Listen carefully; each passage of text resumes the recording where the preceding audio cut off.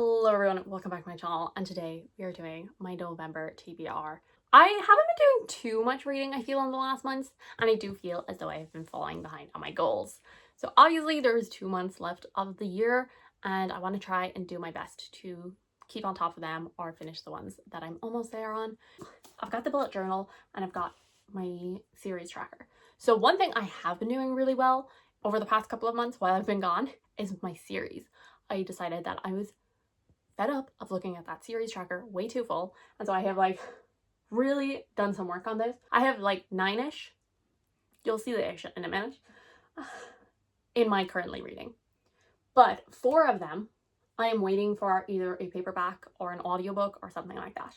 So those are Emily Wilde's Compendium of Lost Tales.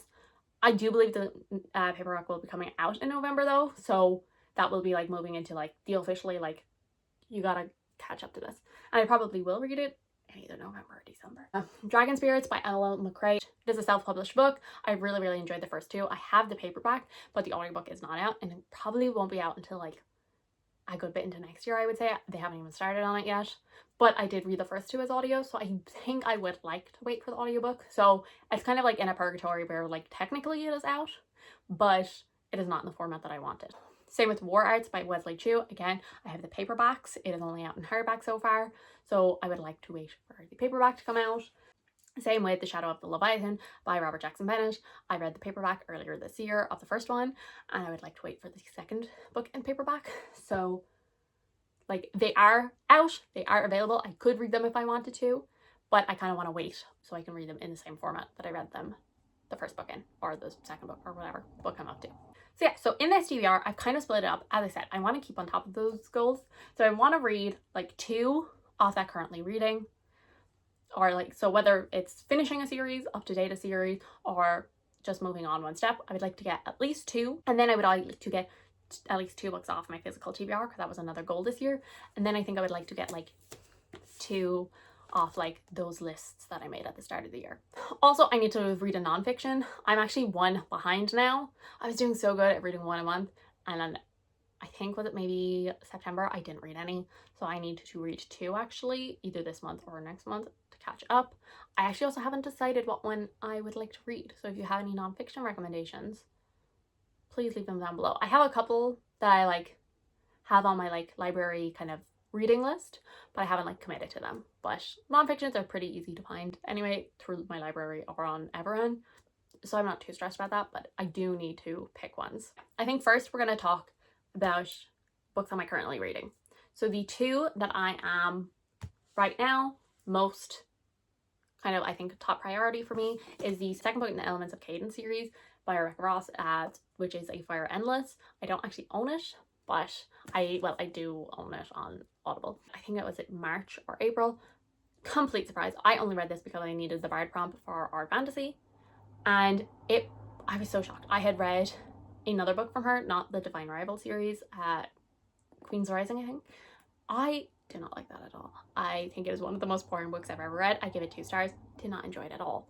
And so I literally only read this because it has the word Bard on the back, and it's okay. I had tried 2 books and they were not specifically called bards. I was okay, well, we're reading a bard book, I guess. And then I was just swept away by it. I did have some issues with it, but I just loved it so much that I gave it 5 stars anyway. I just got so by the writing and the atmosphere and the characters, and yeah, it was a bit insta-lovey, but oh, just something about the magic of this book really got to me. And I have been putting off the second book because I'm afraid that I was wrong about this.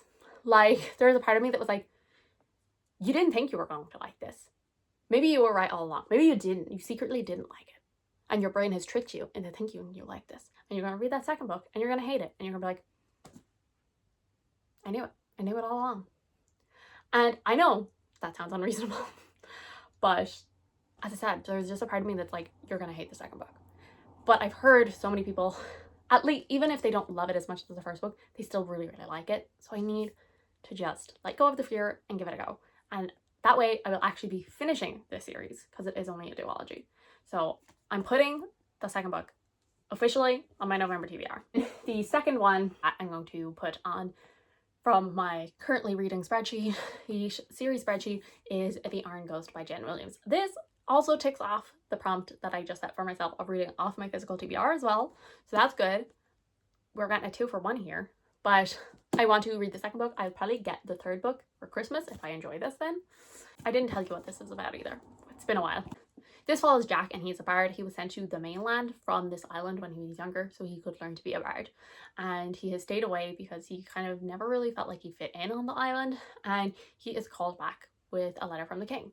And he arrives back and discovers that it was actually Walter that sent this letter because she thinks that he will be able to use his music to get in contact with the spirits because there is girls going missing on this island. This is like a ragtag group of people getting together. I was pleasantly surprised by the first one. This is obviously her first series that she ever wrote, and we follow 3 characters. So we follow an ex-knight and his friend, and the 2 of them just are like working for money. They'll do anything you want. And then one day a nobleman who is supposed to be dead comes to them asking for help to get into like this underground crypt, and they 3 of them set off and they unleash this creature on the world. And I was really shocked by how, like, there's still plot lines open, but I thought, oh, so this thing is going to be like the overarching plot line, and then these little things are going to be like the plot for this book.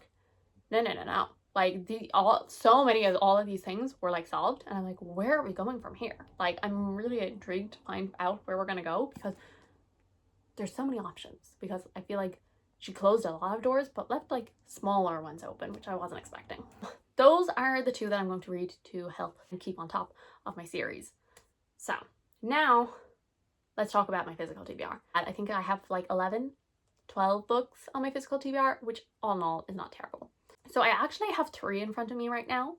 So the newest purchase, so I probably shouldn't be prioritizing this, is The Teller of Small Fortunes, which is not my usual book, but I have actually been dipping my toe into like cozy fantasy to mixed reaction. Honestly, a lot of the time they seem to be 3 stars for me. So I could regret buying this because it might just be a 3-star read where I'm like, okay, I don't need this though. We follow Tao, and she is telling small fortunes for a small amount of money, and because I believe that in the past she has told a big fortune and it caused a lot of consequences, so she is vowed to only tell small fortunes. One day she like finds like a mercenary or ex-mercenary on the road, and she gives him a fortune of that he's going to buy, I think, a cat for his daughter. But what she doesn't know is that his daughter is missing, and she gets dragged along on their quest to find her. And also, it does and doesn't contribute to my series tracker, because I believe on Goodreads, the next book that Julie Long wrote, it is not considered a series on Goodreads, but I do believe I've heard people say it's in the same world. So like, I can probably get away with not putting it on the series. The next 2, I still have yet to finish all of my Limerick books that I got during that 1 year that I would subscribe to Limerick, and I was like, wow, I'm hating all of these books. So I'm not optimistic about either of these because I believe the highest I gave a book was a 4-star, and that was one book, and that was Starling House by Alex E. Harrow, and even then, I was being generous, it was like a low 4. It like scraped in. So these are the last 2. So we have To Gaze Upon Wicked Gods and The Goddess of the River. I have slightly more optimistic about this one. I haven't heard as much about this one, but I know her debut, which was Kaikieki, I think. Incredible reviews, I believe. So I'm kind of leaning towards I might like this one more. This one is shorter. I'm not optimistic about this, and like, the thing is, I would technically be starting a series, but I'm not optimistic that I would be continuing it, so I don't think I would actually be contributing to my currently reading, and this is also not part of a series. So I think either way, I'm not going to be starting series if I read either of those, but I will be getting books off my physical TBR. So yeah, I don't think there's a single Limerick book that I have read that I've been like, yes, I'm going to read the sequel to that. So maybe this will be the one to change it. I think we follow a girl who has like magic, and she starts to work with the prince because she's trying to help her family, who is being obviously treated poorly by this prince. Not 100% sure. Obviously, I do know that there was a whole lot of about this when it came out, which I kind of can't really remember right now. So, which is probably for the best. I can go in with fairly open. So, and then on to my priority TBR for the year. So, I'm not doing great on this, if we're being honest. I think I could use an audiobook. So I think I'm going to put Tuyo on it. This will be starting a series, so I don't even know what this is about. It's just Emma told me I should read it, and I was like, I will read that, and then I have not read it, so I'm going to read it. And then the second one for my priority TBR that I'm going to put on is going to be The Will of the Many. I know, I'm finally getting to it. The paperback only just came out. Like, I have been waiting and waiting because obviously I own his other books in paperback. I wanted a matching paperback, and it's been like 2 years of me waiting for the paperback to come out. I finally have my hands on a paperback of The Will of the Many, and I'm going to read it. And I know the second book is coming out.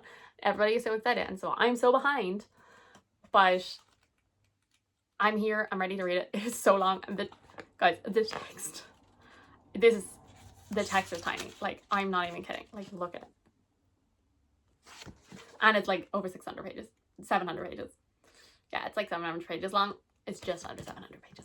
People were amazed by this, and I need to know. I believe we follow a boy who was an orphan. He got kind of taken under the wing of this man who started to train him so he could go to this magical school, and he wants to make him kind of spy in this school. But our main character has his own reasons for it, and I know that the magic system is kind of like a pyramid scheme where like it's all about will, and it like siphons up through the pyramid.